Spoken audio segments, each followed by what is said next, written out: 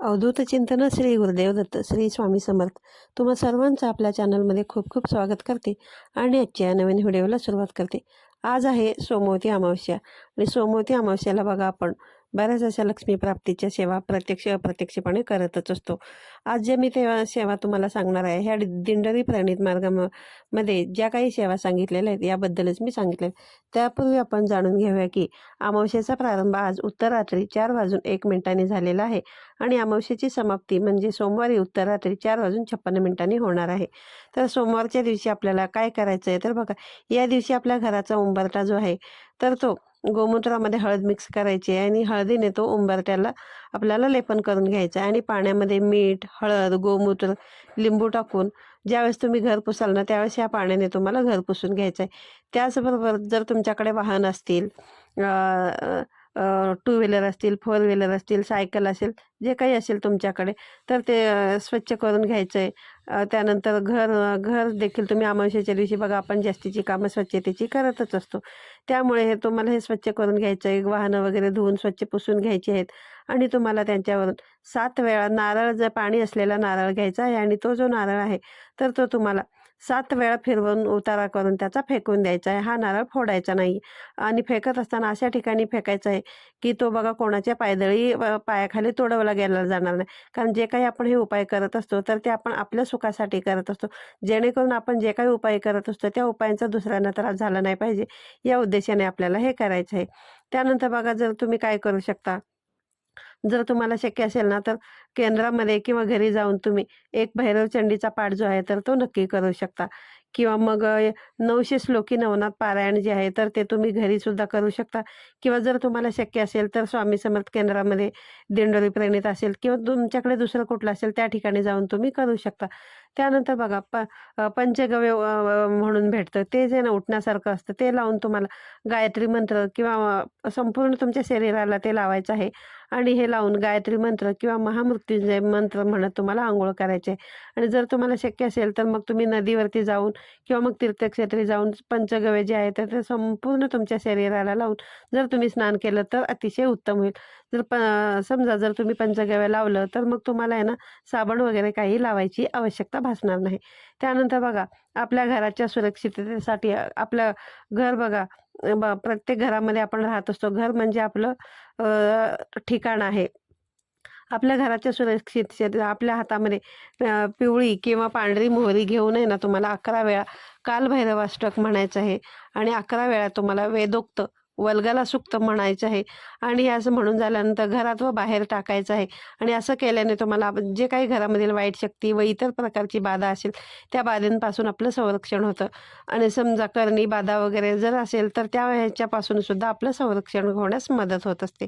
त्यानंतर बघा, अमावस्येच्या दिवशी घराच्या आजूबाजूला सर्व सेंद्रिय देवी देवतांचा बघा माऊल्या, म्हसोबा, मुंजा वगैरे हे जे असतात ना यांना तुम्हाला यथाशक्ती हार, नारळ, खडीसाखर हे देऊन आहे ना तुम्हाला त्यांना मान सन्मान त्यांचा तुम्हाला करून घ्यायचा आहे. त्यानंतर पुढची चौथी गोष्ट म्हणजे बघा, अमावस्येच्या दिवशी आपल्या घरामध्ये जर एखादी आजारी व्यक्ती असेल किंवा मग कुटुंबातील सर्व व्यक्तींचा घराचा व दुकानाचा आहे ना, जसं मी सुरुवातीला सांगितलं तसं तुम्हाला ना एक नारळ घ्यायचा आहे आणि त्या नारळावरती तुम्हाला शेंदूर घ्यायचा आहे आणि त्या शेंदुराने तुम्हाला त्रिशूळ काढायचं आहे. कोरडंच घ्यायचं, त्याला ओलं करायची तुम्हाला आवश्यकता नाही. त्या नारळावरती तुम्हाला त्रिशूळ काढायचं आणि त्या नारळाचा आहे ना तुम्हाला तुमच्या घरावरून आजारी व्यक्ती असेल तर तुमचं व्यवसायाच्या ठिकाण असेल तर तिथून देखील तुम्ही आहे ना नारळाचा हा उतारा करून तुम्ही एखाद्या निर्जल स्थळी फेकून देऊ शकता. त्यानंतर बघा, पाचवी गोष्ट, आपल्या घरामधील, ऑफिसमधील, दुकानातील आहे ना आजच्या दिवशी जाळं जळमटं काढून व्यवस्थित साफसफाई करून घ्यायचं आहे. आणि पाण्याच्या बादलीमध्ये थोडंसं खडा मीठ असतं ना, खडा मीठ, हळद, लिंबू व गोमूत्र, पंचगव्य टाकून बघा केंद्रामध्ये आहे ना असं तुम्हाला फिनेल पण मिळतं, ते देखील चालू शकतं. पण हे जे आजच्या दिवशी आहे ना आपल्याला करायचं आहे, हेच पाण्यामध्ये टाकून ज्यावेळेस तुम्ही घर पुसताना त्या ह्या पाण्याने तुम्हाला घर वगैरे पुसून घ्यायचं आहे. त्यानंतर जसं मी तुम्हाला सुरुवातीला सांगितलं, हळद व गोमूत्र एकत्र करून तुमचा घराचा जो मुख्य उंबरठा आहे तो पुसून घ्यायचा आहे. उंबरठ्याला हळदीचं लेपन करायचं आहे. हळदीचं लेपन तर आपण गुरुवारी करत असतो आणि ठराविक दिवशी तर करतच असतो. त्यामुळे ही एक गोष्ट तुम्हाला आवर्जून करायची आहे. त्यानंतर आपले वाहन जे आहे तर ते स्वच्छ धुवायचं आहे. त्याच्यावरून तुम्हाला नारळाचा उतारा 7 वेळा करायचा आहे. आणि हे करत असताना तुम्हाला श्री स्वामी समर्थ, श्री स्वामी समर्थ या मंत्राचा उच्चारण करत हे करायचं आहे. आणि मग उतारा बघा करताना वाहन जे आहे ना तर ते चालू नसलं पाहिजे, एका जागेवरती स्थिर असलं पाहिजे, याची काळजी जी आहे ना तर ती तुम्हाला घ्यायची आहे. त्यानंतर नारळ जमिनीवर फोडून हातपाय धुवून श्री स्वामी समर्थ महाराजांना तुम्हाला मुजरा करायचा आहे. तसेच पांढऱ्या मोहरीवरती मोहरी घ्यायची आहे तुम्हाला उजव्या हातामध्ये, आणि त्याच्यावरती तुम्हाला वल्गला सूक्त 11 वेळा म्हणायचं आहे. आणि त्या ज्या मोहरी आहेत त्या तुम्हाला पिवळ्या कपड्याच्या एका पिशवीमध्ये किंवा कापडामध्ये गुंडाळून पिवळ्या धाग्याने तुम्हाला ते बांधून शिवून घ्यायचं आहे. आणि जो तुमचा गाडीचं इंजन असतं ना त्या इंजनच्या आत जी काही तार असते त्या तारेला तुम्हाला अडकवून ठेवायचं आहे. आणि बघा जे काही तुमचं वाहन असेल ना त्याला केसरीसुद्धा बांधावी. त्यानंतर पुढची गोष्ट बघा, घर, दुकान, ऑफिस, कारखाना, वाहन जे काही तुमचं असेल त्या ठिकाणी तुम्हाला नारळ, गोरक्ष, चिंच किंवा कोहळा, बघा अमावस्येच्या दिवशी कोहळा बांधणं हा खूप शुभ असतं. त्यामुळे तुम्ही आतापर्यंत जर कोहळा वगैरे बांधलेला नसेल तर तो तुम्ही आजच्या दिवशी अवश्य बांधू शकता.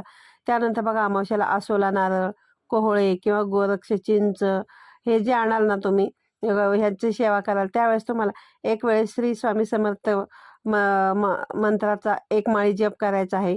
त्यानंतर श्री दत्त महाराजांचा बीजमंत्र 1 वेळा करायचा आहे. शाबरी मंत्र 1 माळ करायचा आहे. नवनाथ मंत्र तुम्हाला 11 वेळा करायचा आहे. आणि कालभैरवाष्टक जे आहे ते तुम्हाला 11 वेळा म्हणायचं आहे. त्यानंतर वल्गला सूक्त 11 वेळा म्हणायचं आहे. आणि गोरक्ष, चिंच, आसोला, नारळ किंवा कोहळे हे जे आहे तर ते सर्व तुम्हाला एका लाल कपड्यामध्ये संरक्षण पुडीसहित बांधायचं आहे. आणि जर बघा तुम्ही अगोदरच बांधलेलं असेल तर ते तुम्ही वाहत्या पाण्यामध्ये किंवा एखाद्या निर्मल्यामध्ये देखील टाकून देऊ शकता. आसोला नारळ किंवा कोहळा टांगल्यानंतर बघा कधी कधी खराब होत असतो किंवा त्यातून पाणी वगैरे गळत असतं, तेव्हा ते काढायचं आणि काढून कचऱ्यामध्ये फेकून द्यायचं. त्यानंतर त्या पुढील शनिवारी किंवा पुन्हा नवीन कोहळा, आसोला, नारळ आणून लावायचं. आणि नेहमी हा जो उपाय आहे ना तो तुम्हाला सूर्यास्त झाल्यानंतरच करायचा, ही गोष्ट लक्षात ठेवा. त्यानंतर बघा हिरण्यदान. अमावस्येच्या दिवशी बघा स्वतः काही खाण्यापिण्या अगोदर आहे ना 12 ते 12:30च्या दरम्यान दानवे जोड, सव्वा पावशेर पेढे, त्यानंतर बघा 11, 21, 51, 101 रुपया दक्षिणा या तिन्ही वस्तू आहे ना तुम्हाला जर शक्य असेल तर ब्राह्मणच दान करावं.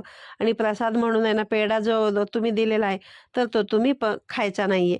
आणि ही बघा ही वेळ जी आहे ना तर ती तुम्हाला पाळता येत नसेल तर काही हरकत नाही. पण बघा येण्या अगोदर आहे ना तुम्हाला नाश्ता, जेवण वगैरे काहीही करायचं नाहीये. जेव्हा तुम्ही उपाशी असाल ना तेव्हाच हा उपाय तुम्हाला करायचा आहे. आणि दक्षिणा बघा जितकी तुमची शक्यता असेल यथाशक्ती तुम्ही दक्षिणा देऊन दानधर्म करू शकता. त्यानंतर बघा पुढची गोष्ट म्हणजे आपल्या घरामध्ये शांतता राहण्यासाठी 1 नारळ पूर्ण सोलायचा आणि तो देवाजवळ ठेवून द्यायचा. आणि हा ठेवत असताना त्या नारळाची शेंडी जी आहे तर ती देवाकडे राहील याची तुम्हाला काळजी घ्यायची. आणि रोज बघा तुम्हाला सकाळ संध्याकाळी त्यावरती एक असे एकानंतर एक असे 7 कापूर जे आहेत ना तर त्या नारळावरती तुम्हाला जाळायचे आहेत. आणि ज्यावेळेस तुम्ही कापूर जाळाल ना त्यावेळेस तुम्हाला श्री स्वामी समर्थ, श्री स्वामी समर्थ या मंत्राचं पठण करायचं आहे. त्यानंतर गायत्री मंत्राचा जप करायचा आहे. हे जे उपाय आहेत ना ते तुम्ही दर पौर्णिमा अमावस्येला यांना नारळ बदलून घेऊ शकता आणि असंच तुम्ही कंटिन्यू करू शकता. आणि जुना जो नारळ आहे त्या नारळ फोडून त्याचा प्रसाद जो आहे ना तर तो तुम्हाला घरामध्ये खावायचा आहे. आणि जर समजा तो नारळ चुकून तुमचा खराब झाला तर तो एखाद्यामध्ये खराब निघाल्यास एखाद्या निर्माल्यामध्ये जो आहे तो तुम्ही विसर्जित करून देऊ शकता. त्यानंतर बघा देवपूजा अगोदर नित्यसेवा ग्रंथामधील आहे ना तुम्हाला पितृसूक्ताचे हवन जे आहे तर ते नक्की करायचं आहे. असं केल्याने पितरांचा फार मोठा आशीर्वाद आपल्याला मिळतो आणि आपल्याला सर्व कामांमध्ये यश मिळण्यास मदत होत असते. तसेच पितृस्तोत्र देखील तुम्हाला वाचायचं आहे. बघा अमावस्येच्या दिवशी आहे ना दुसऱ्याच्या घरी जेवायचं सुद्धा नसतं, ज्याला आपण परान्न म्हणत असतो. अर्थातच बघा आपल्या स्वतःच्या पैशाने विकत घेऊन खाणे याला परान्न आपण म्हणत नाही. पण बघा ज्याच्या घरामध्ये पितृदोष आहे, मांस भक्षण केलं जातं, भ्रष्टाचार व लुबाडून अनैतिक मार्गाने आणलेला जो काही पैसा आहे आणि त्यांच्या घरामध्ये बघा पंचमहायज्ञ जो आहे तर तो केला जात नाही, अशा लोकांच्या घरी तुम्हाला आहे ना अन्न पाणी जो आहे तर तो घ्यायचा नाही, त्यास आपण परान्न म्हणतो. समजा तुम्ही एखादी संकल्पयुक्त सेवा जर तुमच्या घरामध्ये करत असाल तर मग त्यावेळेस तर तुम्हाला परान्नाचा नियम तर जो आहे ना तो अगदी काटेकोरपणे तुम्हाला पाळला गेलाच पाहिजे. परान्न घेतल्याने काय होतं की आपले जे काही शुभ पुण्य वगैरे आहे ना तर ते नष्ट होऊन जातंच. पण बघा ज्या काही कुटुंबामधील तुम्ही परान्न खाल ना तर त्या कुटुंबाचे सर्व वाईट दोष पाप पाप जे आहे ना तर ते आपल्याकडे येत असतं आणि ते आपल्या माथी पाप येतं. त्यामुळे तुम्हाला हे परान्न जे खाणं आहे ना ते परान्न खाणं तुम्हाला वर्ज्य करायचं आहे. तर आजच्या व्हिडिओमध्ये मी तुम्हाला आजच्या दिवशी अमावस्येच्या दिवशी करायच्या प्रत्यक्ष मार्ग अप्रत्यक्षपणे अप्रत्यक्षपणे आहे ना आपण देवी लक्ष्मीचीच ही सेवा करत असतो. त्या तुम्ही आहे ना ह्या सेवा नक्की करून बघा. तुम्हाला आहे ना चांगले अनुभव आल्याशिवाय राहणार नाहीत. आजचा व्हिडिओ तुम्हाला आवडला असेल तर व्हिडिओला लाईक करा, शेअर करा. पुन्हा भेटूया अशाच एका नवीन आणि माहितीपूर्ण व्हिडिओमध्ये. तोपर्यंत सर्वांना श्री स्वामी समर्थ.